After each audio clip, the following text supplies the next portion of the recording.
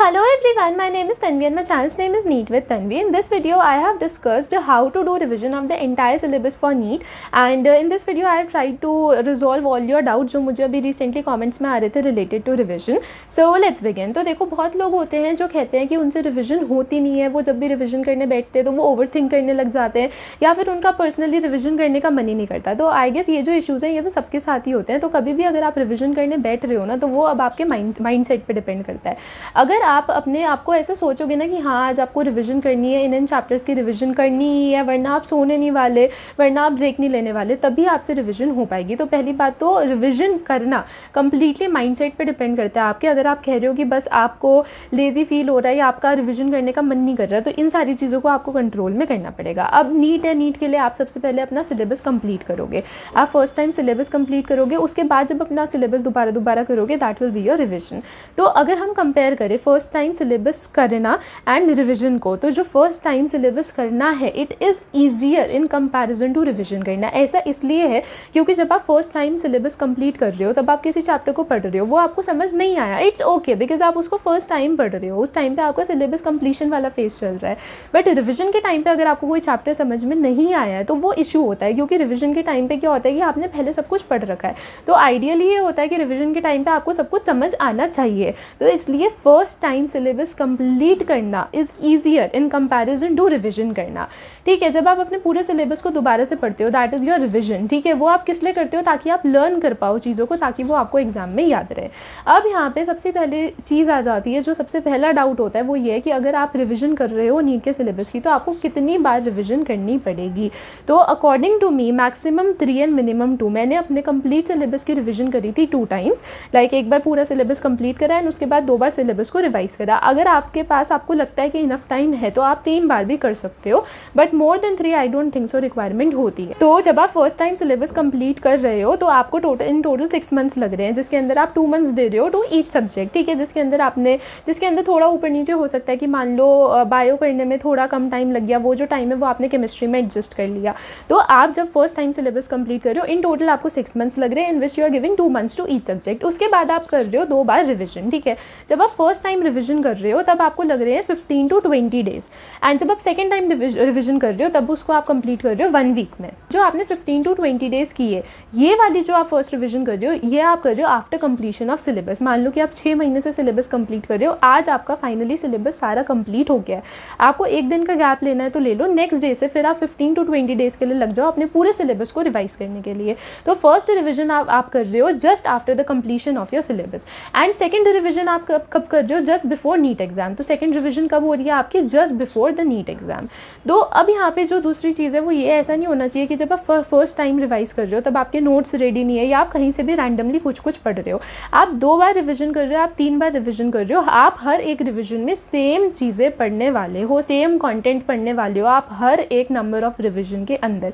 तो जो आपने 6 महीने के अंदर जो बायो फिजिक्स केमिस्ट्री पढ़ी है उसके अंदर बायो में जो चीज़ें बुक्स में हाईलाइट करी हैं एंड फिजिक्स एंड केमिस्ट्री के जो नोट्स बनाए हैं, वही चीज़ें आप जितनी बार भी रिवीजन कर रहे हो हर एक रिवीजन में इंडिविजुअली आप उन्हीं चीज़ों को रिवाइज़ करने वाले हो. तो ऐसा नहीं है कि एक बार आपने सारा बुक्स से रिवाइज़ कर लिया, एक बार आप अपने नोट्स से कर रहे हो, एक बार टीचर्स के नोट्स से कर रहे हो. नहीं, जितनी बार भी आप रिविजन कर रहे हो आप सेम चीज़ों को रिवाइज़ करोगे. ठीक है, तो आप सेम थिंग्स को रिवाइज़ करोगे. एंड इसके बाद आपने क्या करा? Just after the completion of A syllabus you give 15 to 20 days for first revision and then just before exam 1 week आपने दिया सेकेंड रिविजन. अब बीच में जो 1 मंथ बचेगा अप्रैल का, उसके अंदर आप सॉल्व करने वाले हो सैम्पल पेपर्स.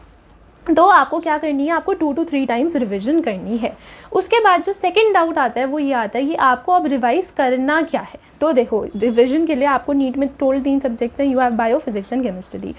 बायो के अंदर आपको रिवाइज करनी है अपनी एनसीईआरटी में क्या जो चीज़ें आपने हाईलाइट कर रखी है, प्लस एनसीईआरटी में जो चीज़ें आपने साइड में लिख रखी है, एंड एनसीईआरटी में डायग्राम्स है, टेबल्स है. व्हेन वी से कि बायो के लिए आपको एनसीईआरटी रिवाइज करनी है, दैट मीन्स एनसीईआरटी में हर एक जो चीज़ है हर एक चीज़ को रिवाइज करना है, चाहे वो जो आपने चीज़ें हाईलाइट कर रखी है, आपने जो साइड में लिख रखी है, उसमें जो डायग्राम्स है, टेबल्स है, जैसे बायोमोलिक्यूल्स वाले चैप्टर में कितनी सारी टेबल्स है, हर चीज़ आपको करनी है. फिजिक्स एंड केमिस्ट्री के अंदर आपको अपने नोट्स रिवाइज करने हैं, जिसके अंदर आपने फॉर्मूलाज वगैरह इंपॉर्टेंट मेन कंसेप्ट सब लिख रखे हैं एंड थोड़ी बहुत थ्योरी जो आपने एनसीईआरटी में मार्क कर रखी है, जैसे कि एटम्स न्यूक्लियर वाले चैप्टर हो गए फिजिक्स में, तो उनकी थोड़ी बहुत थ्योरी होती है जो हम एनसीईआरटी में मार्क करते हैं, ठीक है। नोट्स, अब नोट्स जो आप बना रहे हो फिजिक्स एंड केमिस्ट्री के, वो आपको बहुत अच्छे बनाने हैं। लाइक ये होना चाहिए कि जब आप एग्जाम देके घर आ रहे हो ना अपने नीट का, या जितने भी आप मॉक टेस्ट देके घर आ रहे हो, तो उसमें ये होना चाहिए कि हाँ जितने भी क्वेश्चंस एग्जाम में आए थे वो सारे आपके नोट्स से आए थे, चाहे कोई फॉर्मूला था कुछ भी था, वो सब कुछ आपके नोट्स में था। ऐसा होना चाहिए, नोट्स आपके इतने अच्छे होने चाहिए। अगर एग्जाम में आपका कोई क्वेश्चन गलत हुआ है वो इसलिए हुआ है क्योंकि उस टाइम पे आपको फॉर्मूला याद नहीं आ रहा था जो आपके नोट्स में था, या उस टाइम पे आपकी ही खुद की सिली मिस्टेक हुई, बट नोट्स में हर एक चीज़ होनी चाहिए। तो आपके नोट्स बहुत अच्छे होने चाहिए। एंड ये जो मैंने कहा कि अब आप रिवाइज़ करोगे बायो में एनसीईआरटी में जो चीज़ आपने हाईलाइट कर रखी है या फिर आपके नोट्स, ये आउटपुट है। आउटपुट किस चीज़ का है? 6 मंथ्स का। 6 मंथ्स में जिसमें आपने अपने सिलेबस को कंप्लीट करा है, तो उन 6 मंथ्स में आपको बहुत अच्छे से बायो में चीज़ें हाईलाइट करनी है, फिजिक्स एंड केमिस्ट्री के बहुत अच्छे से नोट्स बनाने हैं, क्योंकि यही चीज़ें हैं जो आप 2 बार या 3 बार आगे चल के रिवाइज़ करने वाले हो। उसके बाद एक डाउट आया था कि क्या फिजिक्स में रिविजन के टाइम पे क्वेश्चन प्रैक्टिस, लाइक सारे चैप्टर्स के क्वेश्चन की वापस प्रैक्टिस करनी है? तो नहीं, जब आप रिविजन कर रहे हो ना फिजिक्स की, तब आपने जो नोट्स में अपने फॉर्मूलाज लिख रखे हैं, जो चीज़ें आपने मार्क कर रखी हैं, हाईलाइट कर रखी हैं, आपको उनको रिवाइज करना है। देखो फिजिक्स में कितने सारे चैप्टर्स हैं, उनके कितने सारे क्वेश्चंस हैं। अगर आप रिविजन के टाइम पे सारी क्वेश्चन प्रैक्टिस करने बैठोगे तो आपको इसी में लग जाएंगे 15-20 दिन। तो फिजिक्स में रिविजन के टाइम पे आपको क्वेश्चन प्रैक्टिस नहीं करनी है, जो फॉर्मूलाज आपने लिख रखे हैं ना वो करना है। क्योंकि देखो अगर जो 6 मंथ्स के अंदर आपने सारे फिजिक्स के क्वेश्चन सॉल्व करे, आपने क्वेश्चन प्रैक्टिस करी है, अब जो मेन चीज़ है वो है फॉर्मूला याद होना। अगर आपको फॉर्मूला आता है ना, एंड अगर मान लो एग्जाम में कोई क्वेश्चन आ जाता है जो थोड़ा डिफरेंट है, थोड़ा घुमा के दे रखा है, बट अगर आपको फॉर्मूलाज आते हैं ना, तब पॉसिबिलिटी है कि आप किसी तरह उसका आंसर डिराइव कर लो। तो इसलिए फॉर्मूलाज ज़्यादा इंपॉर्टेंट है। तो आप एक बार क्वेश्चन प्रैक्टिस कर चुके हो 6 महीनों में, अब आप फॉर्मूलाज पे फोकस करो कि आपको वो याद हो जाए। देन जब आप सैम्पल पेपर सॉल्व करोगे, क्वेश्चन प्रैक्टिस तो तब आपकी होनी ही है ना। ऐसा थोड़ी ना सैम्पल पेपर उसमें सिर्फ OMR प्रैक्टिस हो गया, टाइम मैनेजमेंट होगा, उसमें आप क्वेश्चंस ही तो सॉल्व कर रहे हो ना, 180 क्वेश्चंस, तो उसके अंदर आपकी क्वेश्चन प्रैक्टिस हो जाएगी जो आप पूरा 1 मंथ दे रहे हो सैम्पल पेपर्स को। उसके बाद अब कुछ लोग कहते हैं कि जी हमारे बैकलॉग्स भी हैं, अब करनी हमें रिविजन भी है, पर दिल हमारा कर रहा है कि हम बैकलॉग्स पूरे कर ले, रिविजन को ड्रॉप कर दे। तो देखो ऐसा नहीं करना है। अगर मान लो आपका बैकलॉग है 5 चैप्टर्स का, ठीक है, तो आप उसको छोड़ दो, आप पहले रिविजन पे फोकस कर लो, क्योंकि आपने एक बार सिलेबस कंप्लीट करा 6 मंथ्स में, अब आपको 15 डेज़ के लिए करनी है रिविजन। उसके बाद आपका 1 मंथ है सैम्पल पेपर का, इन 15 डेज़ में रिविजन कर लो ना यार, क्या दिक्कत हो जाएगी? इन 15 डेज़ में रिविजन करो। उसके बाद ये जो 1 मंथ है ना सैम्पल पेपर का, इसमें से 1 वीक निकाल लो, इसमें से 1 वीक निकाल के जो 5 चैप्टर है इनको पूरा कर लो। जब सेकंड टाइम रिवाइज करोगे तो इनको भी इंक्लूड कर लेना, बट एटलीस्ट जो सिलेबस आपका ऑलरेडी हो चुका है उसको रिवाइज कर लो, क्योंकि इन 5 चैप्टर के चक्कर में ना फिर जो ऑलरेडी आपका सिलेबस हो रखा है अच्छे से, आपका वो भी रह जाएगा। तो अगर आपका 5 चैप्टर का बैकलॉग है उसको छोड़ो, पहले रिविजन करो। सैम्पल पेपर वाले 1 महीने में से 1 हफ्ता निकाल लो, ऐसा कुछ नहीं है। अगर आप 1 हफ्ता निकाल देते हो 1 महीने में से, तो भी आपके पास इनफ टाइम है सैम्पल पेपर सॉल्व करने के लिए।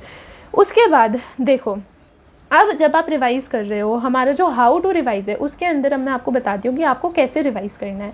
तो एक चीज़ होती है कि अगर आप किसी चीज़ को रीड कर रहे हो, उसको आप रीड करते करते बोल रहे हो। एक चीज़ होती है कि अगर आप किसी चीज़ को रीड कर रहे हो, उसको आप बोल भी रहे हो एंड उसको आप लिख भी रहे हो।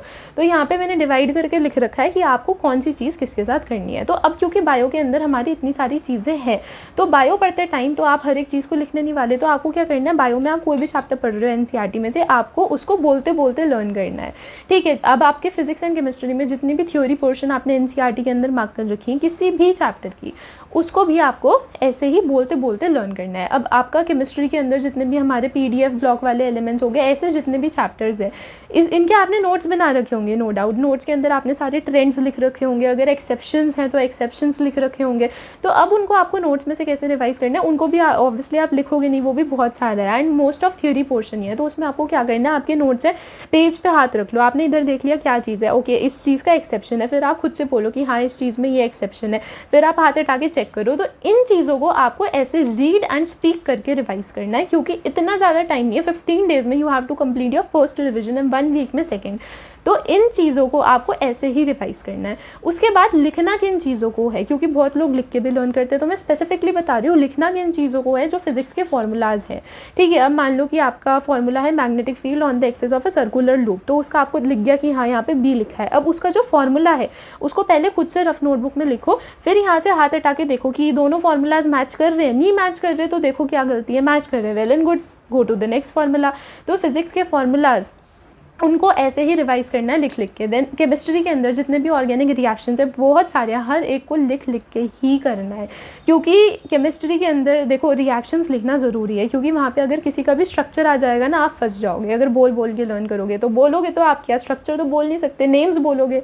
अब नेम का अगर स्ट्रक्चर आ गया एग्जाम में तो फंस जाओगे ना। तो इसलिए ऑर्गेनिक रिएक्शंस जितने भी हैं केमिस्ट्री के अंदर प्लस फार्मूलाज जितने भी हैं, इनको आपको लिख लिख के ही रिवाइज़ करना है। इसको याद रख लो, अगर ये जो चीज़ें मैंने लिखी है कि इनको लिख के रिवाइज़ करना है कि इनको बोल बोल के रिवाइज़ करना है, ये आपके लिए बहुत बेनिफिशियल होने वाला है। मैंने भी पर्सनली अपने रिविजन के टाइम पे यही फॉलो किया है।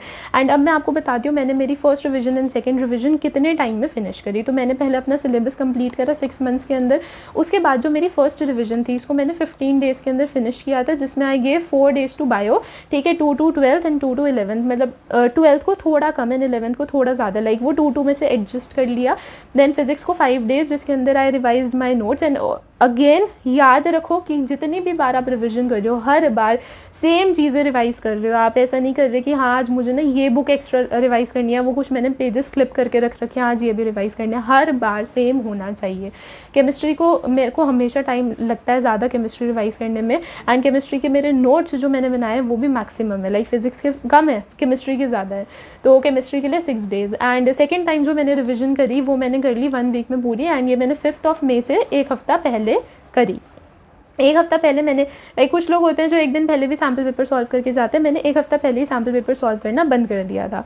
तो मैंने बायो रिवाइज कर ली इन 2.5 डेज़। लाइक पहले I gave 2 days to each, like 2 days to 12th and 2 days to 11th, but मैंने 1 वीक वाले में 1 दे दिया, like 1 to 12th and 1 to 11th। Then physics मैंने, लाइक ये मेरे को काफ़ी इंप्रेसिव लगता है, फिजिक्स मैंने एक दिन में पूरी रिवाइज कर ली थी, like completely each and everything जो मुझे करनी थी एक दिन के अंदर before my NEET exam. And chemistry 3 days में, लाइक ठीक है, ओके नाइस स्किप है, लाइक फ्रॉम 6 to 3, क्योंकि मुझे केमिस्ट्री मोस्ट डिफ़िकल्ट लगती है। ठीक है, तो ये है रिविजन स्ट्रैटेजी। एंड मैंने इस वीडियो के अंदर सारे डाउट्स रिजॉल्व करने का ट्राई किया। एंड जो चीज़ें मुझे लगता था मेरे टाइम पे हाँ इन चीज़ों में मुझे डाउट है कि कितनी बार रिविजन करनी चाहिए या जो भी है, तो वो भी मैंने सारी लिख दी है। एंड ये जो right speak and read speak वाला है, इसको प्लीज़ आप फॉलो करना। अगर इसको फॉलो करोगे ना आपकी रिविजन बहुत जल्दी पूरी हो जाएगी। एंड आपका ये जो 15 डेज़ इन 1 वीक वाला है ये भी आपका बहुत अच्छे से हो जाएगा। बट स्टिल अगर आपको लगता है कि आपको कोई भी डाउट्स है, then drop them in the comment box, I will reply to them. And if you like this video then do subscribe my channel and share this video with your friends जो NEET देने वाले हैं in the year 2025 और 26। Thank you.